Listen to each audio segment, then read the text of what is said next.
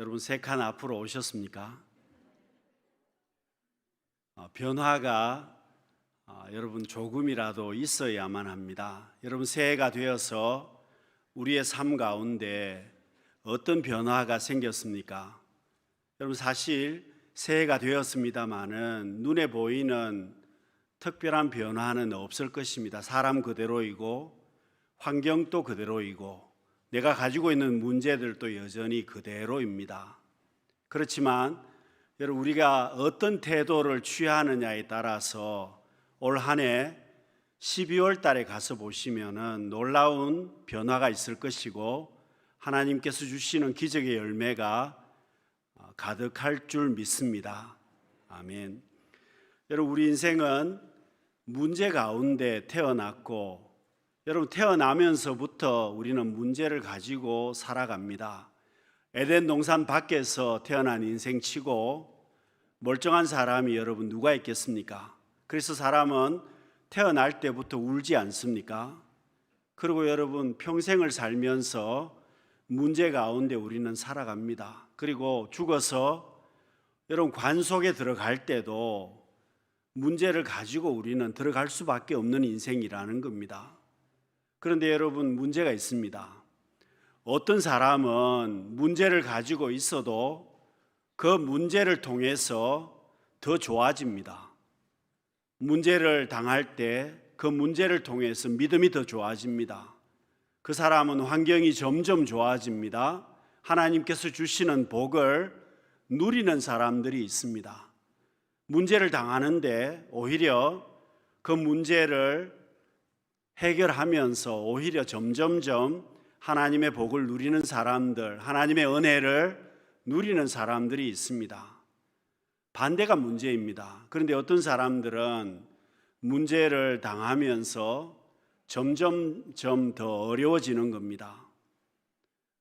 여러분 벌레들이 거미줄에 걸리는 벌레들이 있습니다. 벌레들이 날아가다가 거미줄에 걸리게 되면 여러분 나중에 거미가 벌레들을 거미줄로 꽁꽁 에워싸게 되고 결국은 그 벌레는 죽게 되어 있습니다.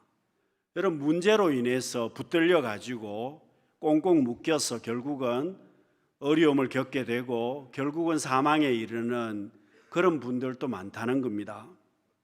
여러분 한 해를 우리가 시작하면서 어떻게 우리가 살아야, 내가 하나님 앞에 어떤 태도를 가지고 있어야 우리가 여러분 복 있는 삶을, 은혜를 누리는 삶을 살겠습니까? 우리에게 있는 가장 중요한 것은 태도입니다. 내가 하나님 앞에 올 한 해 어떤 태도를 가지고 사느냐는 겁니다. 여러분 어떤 태도를 가지고 살아야 하겠습니까? 오늘 본문에 이 수로보니게 여인이 우리에게 가르쳐 주고 있습니다. 여러분 오늘 우리 인생은 땅을 보고 사는 사람이 아닙니다. 여러분 세상 사람들은 땅을 보고 사는 겁니다. 땅을 보고 살고 땅에 있는 문제를 내가 스스로 해결하려고 하는 겁니다. 그 문제를 해결하기 위해서 수단과 방법을 가리지 않고 그 문제를 자기 힘으로 자기 능력으로 해결하려고 하는 사람은 세상 사람들입니다. 그러나 성도는 주님과 동행하는 사람들입니다. 성도는 하나님을 바라보는 사람들입니다. 성도는 하늘을 바라보고 살아가는 사람들이 성도입니다.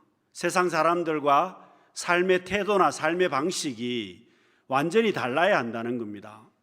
여러분 오늘 우리는 땅을 바라보고 사는 것이 아니라 하늘을 바라보고 살아갑니다. 오늘 본문에 이 수로보니게 여인은 하늘을 바라봅니다. 주님을 바라보았습니다. 여러분 이 여인 역시도 심각한 문제를 가지고 있었습니다. 바로 그 자녀가 귀신이 들렸습니다. 여러분 이 어머니가 이 문제를 해결해 보려고 가만히 있었겠습니까? 여러분 헬라인이고 그리고 이방인이었습니다. 그러다 보니까 여러분 주님을 알기 전에는 자기들이 믿는 우상들에게 가서 정성을 들였을 겁니다. 물질도 들였을 것입니다. 어떻게든 이 문제를 해결해 보려고 애를 썼을 것입니다. 여러분, 사람들이 왜 우상을 찾아가겠습니까? 내가 가지고 있는 염려 때문입니다. 내가 가지고 있는 두려움 때문에 그렇습니다. 여러분, 내가 염려를 가지고 있고 두려움을 가지고 있으니까 우리는 하나님 앞에 나가지 못하면 우리의 삶은 우상에게 갈 수밖에 없는 겁니다. 두려움이 있기 때문에, 염려가 가득하기 때문에 그 문제 해결해 보려고 가는 겁니다. 여러분, 이 여인도 그렇게 했을 것입니다. 그러나 그 문제를 해결하지 못합니다. 주님을 알게 되고 예수님에 대한 소문을 듣게 되고 예수님께서 오셨다는 소식을 듣고 이 여인은 주님 앞에 엎드리게 됩니다. 여러분, 태도가 달랐기 때문에 결국 문제를 해결했습니다. 여러분, 누구라도 삶의 문제를 다 가지고 살아갑니다. 농부가 여러분 1년 동안 열심히 농사를 짓습니다. 그런데 열심히 농사를 짓지만 갑자기 태풍이 오면 사과의 절반이나 70%까지 다 잃어버릴 수 있습니다. 여러분, 어부가 하루 종일 물고기를 잡아도 자기가 최선의 노력을 다해서 열심히 고기를 잡지만 물고기를 한 마리도 잡지 못할 때도 많이 있습니다. 여러분, 학생들이 열심히 공부했습니다. 놀지 않고 최선을 다해서 공부했는데 시험에는 번번이 떨어지는 아이들이 있습니다. 여러분, 그것뿐입니까?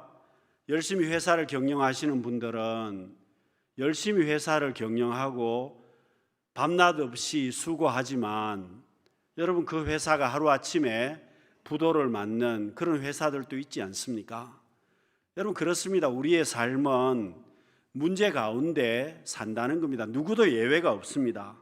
여러분, 이 여인도 최악의 조건을 가지고 있습니다. 이방인이었습니다. 여인이었습니다. 그리고 그 자녀가 귀신 들렸습니다. 그렇지만 문제를 대하는 태도가 완전히 달랐습니다. 하나님의 은혜를 사모했습니다. 하나님이 주실 은혜를 사모했기 때문에 예수님께서 주시는 축복의 열매를 누리고 그 은혜를 누리는 여인이 되었습니다. 여러분, 포도원 농부가 자기 포도원의 일꾼들을 모집했습니다. 아침 9시에 계약한 대로 많은 일꾼들을 포도원으로 보내서 하루 종일 일하게 했습니다. 여러분, 이 농부는 계속해서 일꾼을 모집해서 보냈습니다. 그리고 맨 마지막에는 오후 5시에 일꾼을 구해서 포도원으로 보냈습니다. 그런데 여러분, 여기서 문제가 생깁니다. 하루 종일 일한 사람들이 있었고 반나절만 또 일한 사람들도 있었고 3시간만 일한 사람도 있었고 나중에는 1시간 일한 사람이 있었습니다. 오후 5시에 일한 사람이 있었습니다. 그런데 포도원 주인이 똑같은 하루의 품삯을 모든 사람에게 다 주었습니다. 여러분, 포도원 주인이 왜 이렇게 했습니까? 포도원 주인은 모든 사람이 잘 살아갈 수 있도록 은혜를 베푼 것이었습니다. 특별히 5시에 온 사람, 1시간만 일한 사람에게도 똑같은 은혜를 베풀었습니다. 여러분, 여기서 문제가 생깁니다. 9시에 일한 사람들이 불평합니다. 왜 우리는 하루 종일 일을 했는데 1시간 일한 사람과 똑같이 품삯을 주느냐는 겁니다. 여러분, 1년을 살아가면서 우리의 마음의 자세가 오전 9시에 온 사람들로 살아가는 사람들이 있는 반면에 오후 5시의 마음으로 살아가는 사람들이 있습니다.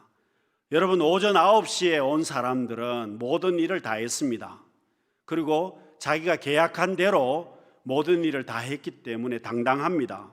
자격이 있습니다. 자기 의를 자랑합니다. 그리고 내가 모든 일을 다 했기 때문에 교만해질 수도 있는 사람들이었습니다. 그래서 불평했습니다. 근데 여러분, 오후 5시에 온 사람들은 자격이 없는 사람입니다. 능력도 없는 사람들입니다. 그저 포도원 주인이 은혜를 베풀어서 농장으로 보냈으니까 1시간이라도 일을 한 것이지 뽑히지도 못한 사람들이었습니다. 실력도 없다고 볼 수 있습니다. 그런데 이 사람들은 그럼에도 불구하고 하루치의 품삯을 다 받았습니다. 살 수 없는 사람들인데 살 수 있게 되었습니다. 부족한 사람인데 은혜를 누리게 되었습니다. 감사합니다. 황송했습니다. 사랑하는 성도 여러분, 오전 9시의 마음으로 올 한 해를 살아가시겠습니까? 아니면 오후 5시의 마음으로 오늘 올 한 해를 여러분 살아가시겠습니까? 오늘 본문에 나와 있는 수로보니게 여인도 마찬가지입니다. 하나님의 은혜를 구하는 태도를 가지고 있었습니다. 여러분, 오후 5시의 마음으로 내가 살아가고 하나님의 은혜를 구하는 마음으로 올 한 해를 살아가신다면 하나님께서 우리에게 올 한 해 문제 가운데 역사하실 것이고 문제 가운데 답을 주실 것이고 하나님의 은혜를 베풀어 주실 것입니다. 이 축복을 누리는, 하나님의 은혜를 누릴 수 있는 우리 성도님들이 다 되시기를 바랍니다.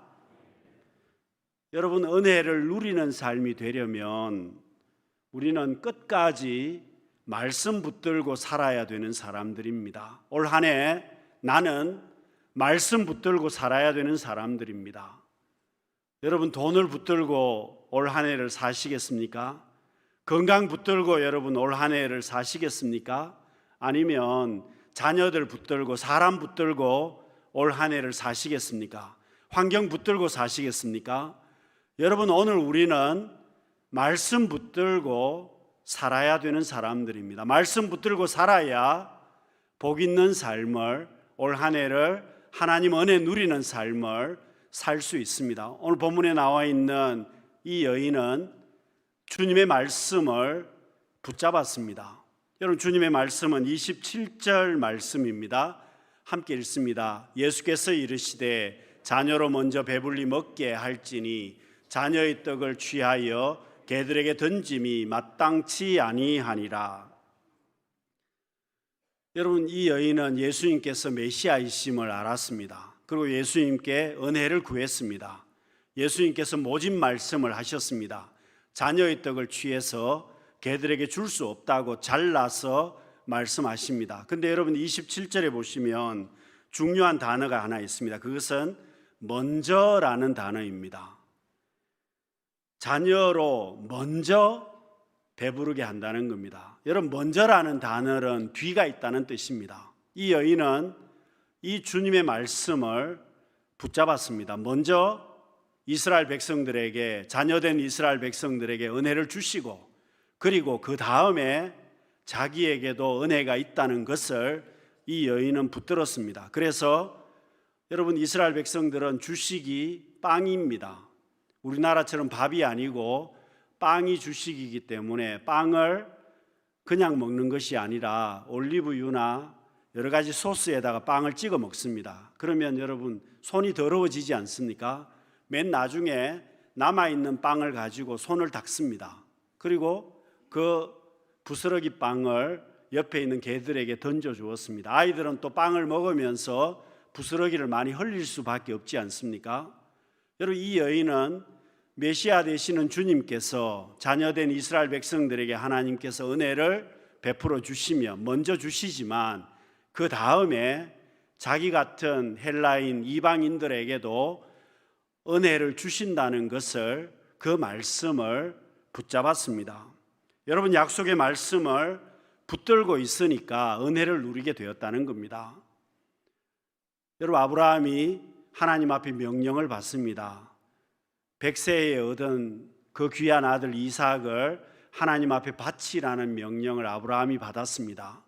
여러분, 아브라함이 어떻게 합니까? 모리아 산으로 가서 이삭을 하나님 앞에 번제로 드리려고 합니다. 그런데 문제가 있습니다. 모리아 산이 옆에 있는 산이 아니고 3일 동안 가야만 했습니다. 여러분, 금방 하면 그래도 고통이 덜할 것인데 아브라함은 3일 동안 고민해야만 했습니다. 과연 아들을 바칠 건지 안 바칠 건지. 여러분, 얼마나 고민이 많았겠습니까? 차라리 아브라함의 생명을 달라고 하면 쉬웠을 겁니다. 그런데 여러분, 아브라함은 하나님 앞에 이삭을 드리면서도 아브라함은 말씀을 붙들고 있습니다. 그 말씀이 뭐냐 하면 하나님께서 이삭을 주셨을 때에 주신 약속이었습니다. 이삭을 통해서 하늘의 별처럼 바닷가의 모래알처럼 후손을 주시겠다고 하나님께서 아브라함에게 약속을 하셨습니다.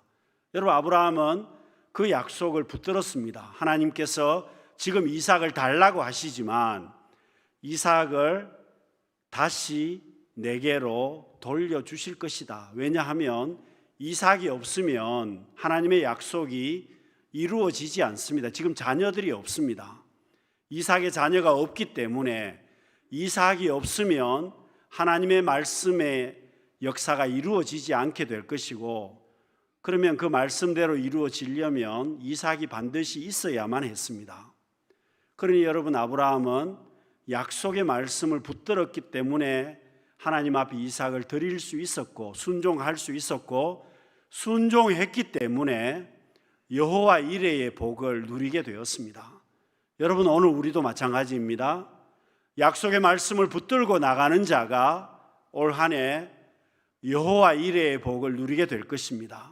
여러분, 세상의 것을 붙들고 사는 사람들이 아니라 오늘 우리는 말씀 붙들고 살아야 되고, 그 말씀 붙들고 내가 살면 내 삶 가운데 하나님께서 주시는 여호와 이레의 복을 누리게 될 것입니다. 여러분, 올 한 해 이 축복을 누리는 성도님들이 되시기를 바랍니다. 여러분, 문제는 계속 있습니다. 믿음 생활해도 어려움은 여전히 찾아올 것입니다. 그렇지 않습니까? 여러분, 모세가 하나님의 말씀을 받습니다. 이스라엘 백성들을 출애굽시켰습니다. 그래서 이스라엘 백성들을 데리고 말씀하신 대로 떠났는데, 떠나자마자 엄청난 어려움을 겪습니다. 홍해가 모세 앞을 가로막고 있었습니다. 여러분, 말씀에 순종해서 나가는데 홍해가 막고 있었다는 겁니다. 여러분, 아브라함도 그렇습니다. 말씀에 순종해서 자기 집을 떠났는데 가나안 땅에 와보니까 먹고 살기가 힘들어졌습니다. 여러분, 우리의 삶은 믿음 생활해도 장애물들은 여전히 있고 어려움들, 홍해 같은 문제들도 찾아올 것입니다. 그런데 왜 문제가 찾아오겠습니까? 하나님께서 그 문제를 통해서 하나님의 역사를, 하나님이 주시는 축복의 열매를 주시기를 원하십니다. 여러분, 홍해가 갈라지려면 이스라엘 백성들이 홍해 앞에 서 있어야 홍해가 갈라지는 것입니다. 여러분, 문제가 있어야 그 문제를 하나님께서 해결하시고 복을 주시는 겁니다. 사랑하는 성도 여러분, 말씀 붙들고 끝까지 주님 앞에 나아간다면 하나님께서 주시는 기적의 역사를 누리게 될 것입니다. 여러분, 새해 우리가 문제를 이기고 은혜를 누리는 삶이 되려면 여러분, 부스러기 같은 은혜라도 사모해야만 합니다. 아주 작은 은혜라도, 부스러기 같은 은혜라도 사모하는 마음이 내게 있어야만 합니다. 오늘 본문 28절에 보시면은요, 여자가 대답하여 이르되 주여 올소이다마는 상아래 개들도 아이들이 먹던 부스러기를 먹나이다. 여러분, 이 여인은 알고 있습니다. 예수님이 메시아이심을 알고 있습니다. 왜 예수님이 오셨느냐? 소문을 들어서 알고 있습니다. 유대인의 메시아로 오셨다는 것을 알고 있습니다. 그래서 메시아가 오시면 가난한 자들에게 복음을 전해주시고, 그리고 상처가 있는 자들의 그 상처를 치유해 주시고, 고난당하는 자들에게 그 고난을 치유해 주시는 메시아이심을, 구원자로 오시는 구세주이심을 이 여인은 알고 있었습니다. 그래서 주님 앞에 나와서 고백을 하고 있는 것입니다. 부스러기 은혜라도 내게 달라고 고백을 합니다. 사랑하는 성도 여러분, 하나님의 역사는 작은 것에서 시작할 때가 정말 많습니다. 부스러기 같은 하잘 것 없는, 보잘 것 없는 것에서 하나님의 역사가 시작될 때가 많습니다. 여러분, 오병이어 기적의 역사도 그렇습니다. 한 어린아이의 작은 도시락을 통해서 5천 명이 먹고 12광주리가 남았습니다. 여러분, 어린아이의 도시락입니다. 어른들이 먹으면 배가 부르지 않습니다. 물고기 2마리는 멸치 같은 물고기 2마리입니다. 보리떡 5개는 아주 얇은 전병 같은 보리떡 5개를 이야기하는 겁니다. 다 먹어도 어린아이도 배부르지 않습니다. 그것을 통해서 하나님의 역사가 펼쳐졌습니다. 그렇습니다. 여러분, 올 한 해 어떻게 하나님의 역사가 펼쳐지겠습니까?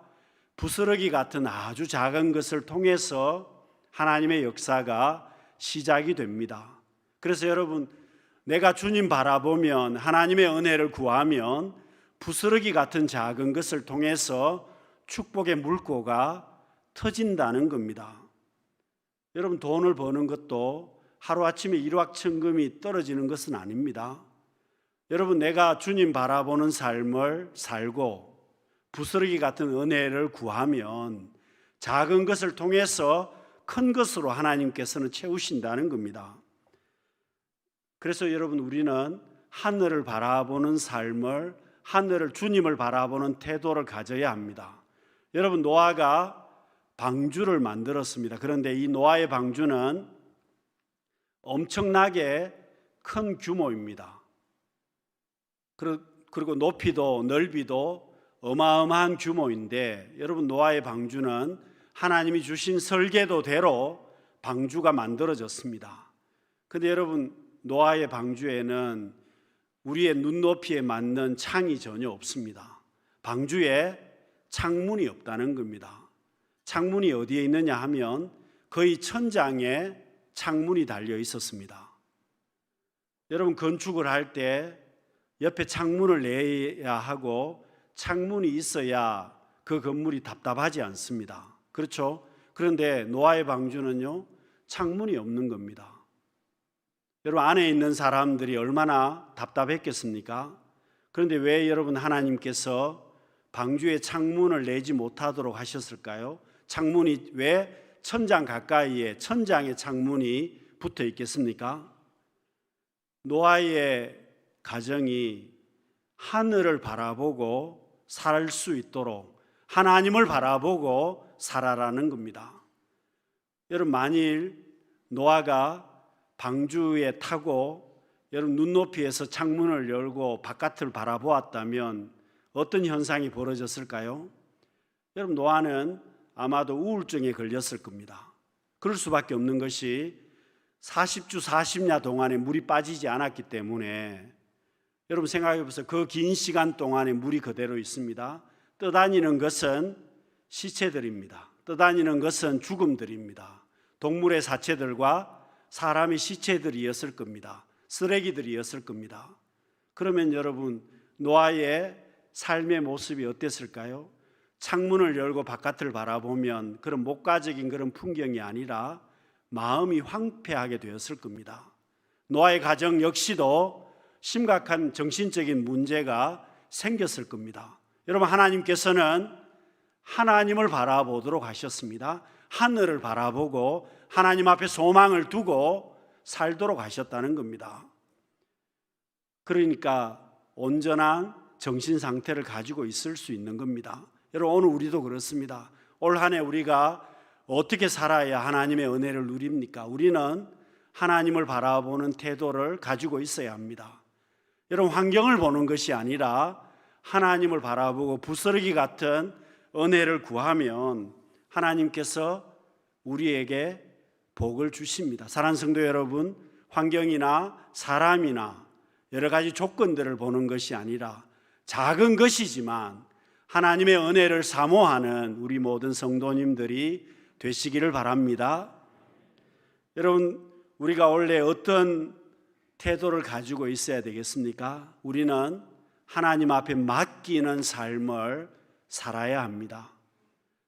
여러분, 올 한 해 시작부터 끝까지 우리는 하나님 앞에 맡기는 사람이 되어야만 합니다. 맡기게 되면 하나님께서 복을 주십니다. 오늘 본문 9절에 보시면은요, 예수께서 이르시되 이 말을 하였으니 돌아가라, 귀신이 내 딸에게서 나갔느니라 하시매.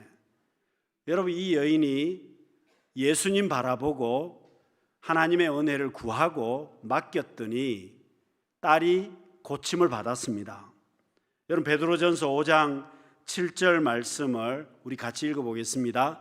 너희 염려를 다 주께 맡기라, 이는 그가 너희를 돌보심이라. 하나님 앞에 맡기면 하나님께서 돌보시겠다고 약속을 해 주셨습니다. 그런데 여러분, 우리의 문제가 뭡니까? 내가 하는 겁니다. 믿을 수가 없어서 내가 하는 겁니다. 하나님 앞에 맡기지 않습니다. 내 능력과 내 실력으로, 내 고집으로 어떻게든 내가 해보려고 합니다. 그런데 여러분, 가장 큰 문제는 맡길 수밖에 없습니다. 하나님 앞에 맡기지 않으면 감당하지 못하는 겁니다. 그래서 여러분, 수고하고 무거운 짐진 자들아 다 내게로 오라고 말씀하시지 않습니까? 여러분, 오늘 우리는 주님 앞에 맡겨야 쉴 수 있는 사람들입니다. 주님 앞에 맡겨야 염려하지 않습니다. 주님 앞에 맡겨야 두려워하지 않습니다. 주님 앞에 맡겨야 축복의 열매를 얻을 수가 있는 사람들이라는 겁니다. 여러분, 하나님께서는 우리에게 은혜 주시기를 원하십니다. 올 한 해도 마찬가지입니다. 지금 내가 하나님 앞에 맡기고 나아가면 12월 달에 하나님께서는 놀라운 축복의 열매를 더하여 주실 것입니다. 관건은 맡겨야 한다는 겁니다. 여러분, 주님이 오심으로 인해서 죄의 문제를 주님이 해결해 주셨습니다. 사망의 문제를 주님이 십자가에서 해결해 주셨습니다. 우리 인생의 질병의 문제도 주님이 맡아주셨습니다. 고난의 문제도 주님의 십자가에서 다 맡겨주셨습니다. 우리가 할 일은 주님 앞에 맡기는 겁니다. 내가 염려하는 것이 아니라 맡기는 겁니다. 내가 두려워하는 것이 아니라 맡기는 것입니다. 내가 문제를 해결하는 것이 아니라 주님 앞에 맡기고 나가는 것입니다. 사랑하는 성도 여러분, 우리 인생은 맡겨야 살 수 있습니다. 땅을 보고 살아가는 사람들이 아니라 하늘을 보고 살아야 되는 사람들이 오늘 우리들입니다. 사랑하는 성도 여러분, 올 한 해 하늘을 바라보고 하나님의 은혜를 구하고 내가 말씀 붙들고 하나님 앞에 맡기며 살아갈 수 있는, 하나님이 주시는 축복의 열매를 풍성하게 누릴 수 있는 우리 모든 성도님들이 되시기를 바랍니다. 기도하겠습니다. 사랑의